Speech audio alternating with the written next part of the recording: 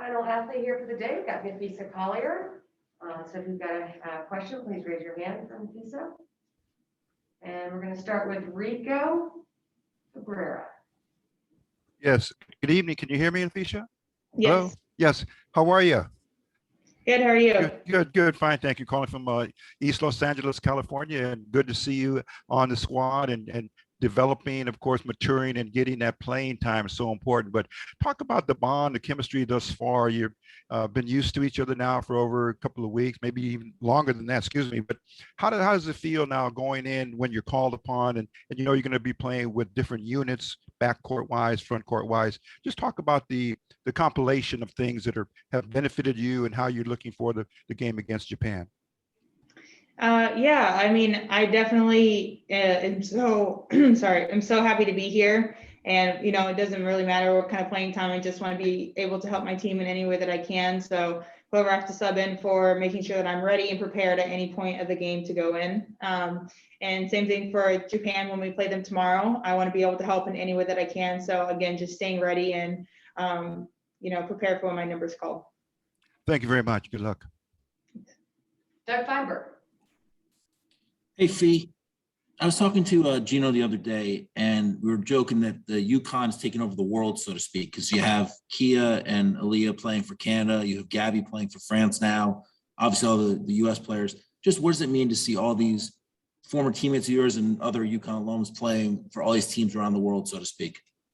It's awesome. I'm so proud of us. And to see, like you said, us succeeding in so many different, you know, countries and places and in so many different ways, it's really awesome. And the fact that I've gotten to play, you know, with and against all of these players for not generations, but, you know, for several years, it's amazing. And coach has done such a great job. You know, when my time at UConn, I feel like it's really helped develop me to the player that I am today. I'm so thankful to him, and he's obviously done a great job for many years with the players that have come out of there. So it's really cool to see our little UConn family doing well.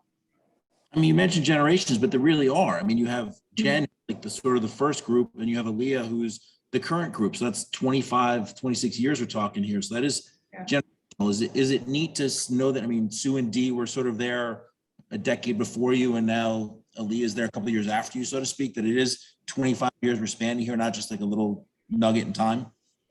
It's really cool. I mean, it feels like I'm seeing history in the making, kind of, because especially with it being Sue and Dee's last year, to see and be able to play with them in the Olympics, and then to see the people who came after me, it's really weird. Because I mean, it doesn't feel like I've been out of college that long. And so to see people who I didn't even play with, you know, they're in the Olympics now, and it's really cool. It's kind of a step back and observe kind of moment, because I grew up watching Sue and Dee. And yeah, they came to UConn before me. So again, just feels like a full circle kind of moment. Thanks, Fee. Michelle Vogel, you're next. Yeah, Napheesa, does it help, or is it kind of cool to have your WNBA coach there with you? I know your focus now is all on USA basketball, but you know, you spend a lot of time with Cheryl and obviously, you know, with Sil. Is that kind of a nice thing to have in terms of, you know, your first time through the Olympics, to have that familiarity, if you will? Yeah, it's really cool. I love being around Cheryl, and I obviously think she's a great coach. So to be here with her and to experience it with her and Sil has been such a blessing. And it's nice to obviously have a coach who's familiar with the way that you play, the way that you think. So it definitely makes things a lot easier. I hope this isn't a depressing question, but obviously you played alongside Katie Lou. I know how close you guys were. Have you sort of talked to her, texted her? You know, it had to be just crushing for her to not be able to come. And you know, have you sort of maybe supported her through that? Yeah, absolutely. I definitely reached out to her and, you know, try to talk to her a little bit. I know how devastating that must be. She worked so hard to get here for so long. She's been with USA for a really long time. And to have been named to the team, it was a lot of things that went into it. And, you know, to have it kind of taken away at the last minute is really devastating. But she's been such a trooper through it, really keeping her spirits high, you know, obviously supporting the team and putting out encouragement as much as she can. But I know it has to be hard. So obviously my heart really goes out to her. Thank you. Appreciate it. All right.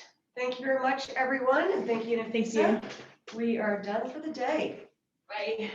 Bye. We'll be, tomorrow after the game, about the 4 hours after tip, we'll have one athlete, to be determined on.